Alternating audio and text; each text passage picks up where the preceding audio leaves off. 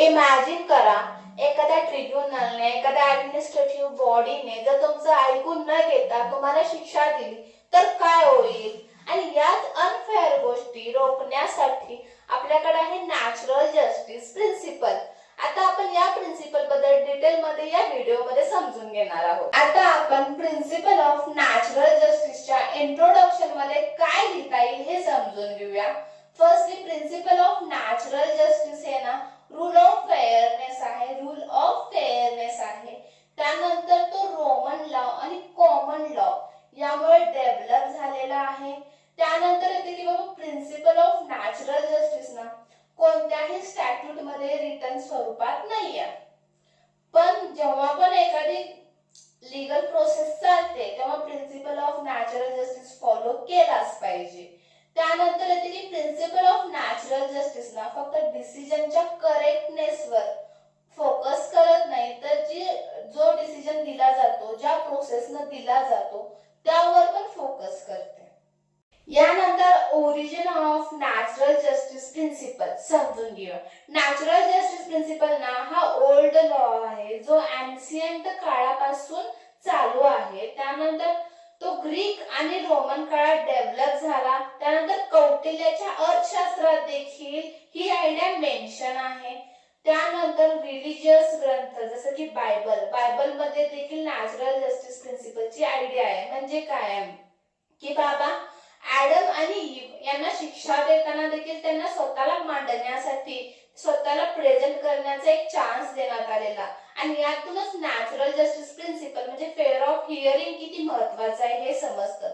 त्यानंतर इंडियामध्ये natural justice principal हे कोर्ट थ्रू डेव्हलप झालेला आहे. म्हणजे सुप्रीम कोर्ट म्हणते की बाबा जिथं पण ऍडमिनिस्ट्रेटिव्ह बॉडी असू दे, क्वासी ज्युडिशियल बॉडी असू दे, त्यानंतर ज्युडिशियरी असू दे, सगळीकडे नॅचरल जस्टिस प्रिन्सिपल फॉलो केलं पाहिजे. त्यानंतर आपण 3 नॅचरल जस्टिस प्रिन्सिपल कोणते आहेत हे पाहूया. फर्स्ट येतं निमो डॅट इसा जुडेक्स इन प्रोप्रिया कॉज. सेकंड आहे ऑडी आड्रम पार्टम. त्यानंतर थर्ड आहे रिझनड डिसिजन. यातलं पहिलं आहे निमो डॅट इसा जुडेक्स इन प्रोप्रिया कॉज. हे आपण फर्स्टली व्यवस्थित समजून घेणार आहोत. फर्स्ट आहे निमो डॅट इसा जुडेक्स इन प्रोप्रिया कॉज. नो वन शुड बी जज इन हिज ओन केस. म्हणजेच काय तर एखादी व्यक्ती जी डिसिजन देणार आहे त्या केसचा ती न्यूट्रल आणि फेअर असली पाहिजे. तिचा त्या केस मध्ये कोणताही पर्सनल इंटरेस्ट किंवा फीलिंग रिलेटेड इंटरेस्ट किंवा फायनान्शियल इंटरेस्ट असता कामा नये. आणि या जर असेल तर तो बायस समजला जाईल. पहिल्या प्रिन्सिपलने समजले की बाबा बायस होतो, तर कोणते कोणते बायस होतात, बायसचे टाइप्स आहेत ते समजून घेऊया. पहिला आहे तो पर्सनल बायस. डिसिजन मेकरचं जर पर्सनल रिलेशनशिप असेल एखाद्या पार्टीशी तर तिथे पर्सनल बायस निर्माण होतो. त्यानंतर पेक्युनरी बायस. त्या केसमध्ये डिसिजन मेकरचा एखादा फायनान्शियल इंटरेस्ट असेल तर तिथे पेक्युनरी बायस निर्माण होतो. त्यानंतर सब्जेक्ट मॅटर बायस. यामध्ये काय येते की बाबा त्या केसच्या सब्जेक्ट मॅटरशी इनडायरेक्टली त्या डिसिजन मेकरचं रिलेशन असू शकतं, त्यामुळे सब्जेक्ट मॅटर बायस निर्माण होतो. त्यानंतर येतं डिपार्टमेंटल बायस की बाबा ती केस त्याच्याच डिपार्टमेंटची आहे त्यामुळे तिथं डिपार्टमेंटल बायस निर्माण होऊ शकतं. त्यानंतर पॉलिसी मोशन बायस. म्हणजे काही केसच्या बाबतीत आहे ना प्री डिसाइडेड पॉलिसीज आणि प्री डिसाइडेड म्हणजे डिसिजन्स असतात ते डायरेक्ट फॉलो केले जातात, ते फॅक्टचा विचारच केला जात नाही. याला म्हणतात पॉलिसी मोशन बायस. हे बायसचे प्रकार आपण व्यवस्थित समजून घेतले. हे 5 प्रकार आपण पहिल्या प्रिन्सिपल मध्ये व्यवस्थित लिहायचे. सेकंड प्रिन्सिपल आहे ऑडी अल्ट्रम पार्टम. याचा अर्थ काय होतो माहितीये का, बोथ साइडचं व्यवस्थित ऐकून घेणे. म्हणजे प्रत्येक पार्टीला तिची बाजू व्यवस्थित मांडण्याचा चान्स देणे. त्यानंतर तिचे जे पण एव्हिडन्स आहे ते व्यवस्थित प्रेझेंट करण्याचा चान्स देणे आणि त्यानंतर जो काही असेल तो डिसिजन घे. यानंतर आपण कंपोनंट्स ऑफ फेअर हिअरिंग्स काय आहेत हे समजून घेऊया. फर्स्ट येतं नोटीस. त्या व्यक्तीला त्याच्या केसची नोटीस मिळाली पाहिजे. त्यामध्ये केसमध्ये कोणते कोणते चार्जेस आहेत, त्यानंतर कोणती केस आहे याबद्दल प्रॉपर नोटीस मिळाली पाहिजे. त्यानंतर अपॉर्च्युनिटी टू बी हिअर्ड म्हणजे त्या व्यक्तीला त्याची बाजू व्यवस्थितरित्या मांडण्याचा चान्स मिळाला पाहिजे. त्यानंतर येतं राईट टू एव्हिडन्स म्हणजे त्याला आपले एव्हिडन्स व्यवस्थितरित्या समोर मांडण्याचा चान्स मिळाला पाहिजे. त्यानंतर राईट टू क्रॉस एक्झामिनेशन व्यवस्थित क्रॉस एक्झामिनेशन झाली पाहिजे. त्यानंतर राईट टू लीगल रिप्रेझेंटेटिव्ह म्हणजे त्याला लॉयरची मदत घेता आली पाहिजे त्याची स्वतःची बाजू मांडण्यासाठी. त्यानंतर येतं रिझनड डिसिजन म्हणजे जेव्हा त्या केसचा डिसिजन दिला जाईल त्याचा प्रॉपर रिझन त्या व्यक्तीला मिळणं गरजेचं आहे. हे सर्व ऑडी अल्ट्रम पार्ट मध्ये व्यवस्थित लिहायचं आहे.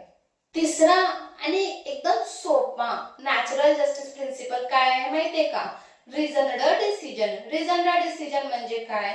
जेव्हा कोर्ट असू दे, ट्रिब्युनल असू दे, क्वासी ज्युडिशियल बॉडी असू दे एखादा डिसिजन देते, तिनं फक्त शेवटचा डिसिजन न देता त्या डिसिजन देण्याचं कारण काय आहे ते व्यवस्थित म्हणजे पहिल्यापासून शेवटपर्यंत तो डिसिजन देण्याचं कारण काय आहे ते व्यवस्थित सांगणं गरजेचं आहे. आणि यामुळेच ना की त्या व्यक्तीला समजण्यास मदत होती की बाबा हा डिसिजन का दिला गेलेला आहे आणि हा डिसिजन आपण का फॉलो केला पाहिजे आणि हाच डिसिजन का फायनल आहे हे समजण्यास मदत होते. आता आपण नॅचरल जस्टिस प्रिन्सिपलच्या रिलेटेड एक सिंपल केस लॉ समजून घेणार आहोत. केसचं नाव आहे Harinath Mishra versus Rajendra medical college. Facts काय आहेत की बाबा मेल स्टुडंटने इम्प्रॉपर बिहेवियर केलेलं फिमेल स्टुडंट सोबत, हे त्याचे फॅक्ट्स आहेत. आणि इश्यू काय अराईज झालेला की बाबा फिमेल स्टुडंटला क्रॉस एक्झामिनेशन साठी बोलवलं गेलं नव्हतं. हे नॅचरल जस्टिस प्रिन्सिपलचं व्हायलेशन करतं का? तर कोर्ट म्हणाले की बाबा क्रॉस एक्झामिनेशन साठी फिमेल स्टुडंटला बोलवलं गेलं नाही कारण तिची डिग्निटी प्रोटेक्ट करायची होती. त्यामुळे इथं नॅचरल जस्टिस प्रिन्सिपलचं व्हायलेशन होत नाही. यानंतर दुसरी केस आहे Gurbachan Singh versus state of Bombay. याचे फॅक्ट्स काय आहेत माहितीये की विटनेसेस आहे ना त्याची आयडेंटिटी डिस्क्लोज केली नव्हती या केसमध्ये. आणि इश्यू काय अराईज झालेला की बाबा एखाद्या विटनेसेसची आयडेंटिटी डिस्क्लोज न करणं हे नॅचरल जस्टिस प्रिन्सिपलचं व्हायलेशन आहे का? मग जजमेंट मध्ये कोर्ट काय सांगतं माहितीये का? एखाद्या व्यक्तीच्या प्रोटेक्शन साठी त्याला थ्रेट पासून वाचवण्यासाठी जर त्याची आयडेंटिटी डिस्क्लोज केली नसेल तरी चालतं. म्हणजे प्रोटेक्शन साठी जर आपण हा निर्णय घेतला असेल तर तो नॅचरल जस्टिस प्रिन्सिपलचं व्हायलेशन नाही. आज आपण नॅचरल जस्टिस प्रिन्सिपलचे 3 प्रिन्सिपल व्यवस्थितरित्या समजून घेतलेले आहे. त्याचं ओरिजिन काय आहे, त्यानंतर त्याचं इंट्रोडक्शन काय आहे, त्यानंतर नॅचरल जस्टिस प्रिन्सिपल मध्ये अजून काय लिहिता येईल, या सगळ्या गोष्टी आपण व्यवस्थितरित्या समजून घेतल्या असतील. आणि जर तुम्हाला या गोष्टी व्यवस्थित समजल्या असतील तर लाईक करा, शेअर करा आणि सबस्क्राईब करा.